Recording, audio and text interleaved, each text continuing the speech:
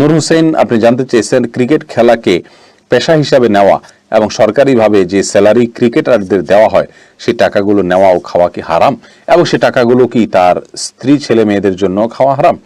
ভাই নূর হোসেন, খেলাকে পেশা হিসেবে নেওয়া ইসলামী শরিয়ার দৃষ্টিকোণ থেকে পছন্দনীয় কিছু নয়। তবে এখানে যেহেতু খেলোয়াড়রা নিজেরা একে অন্যকে আপনার আদান প্রদান করেন না, অর্থের লেনদেন নিজেদের মধ্যে করেন না, অতএব তাদের এই টাকা যেটা তৃতীয় পক্ষ দিচ্ছে সেটাকে সরাসরি হারাম বলা কঠিন। তারপরেও এ বিষয়ে আরো পণ্ডিত ওলামা একরামের শরণাপন্ন হওয়া আমার মনে হয় ভালো হবে।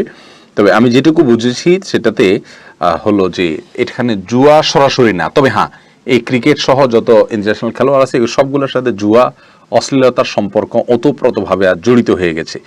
বিদায় সেই দৃষ্টিকোণ থেকে আমরা বলতে পারি যে ক্রিকেট খেলাকে পেশা হিসেবে নেওয়া জায়েজ নাই।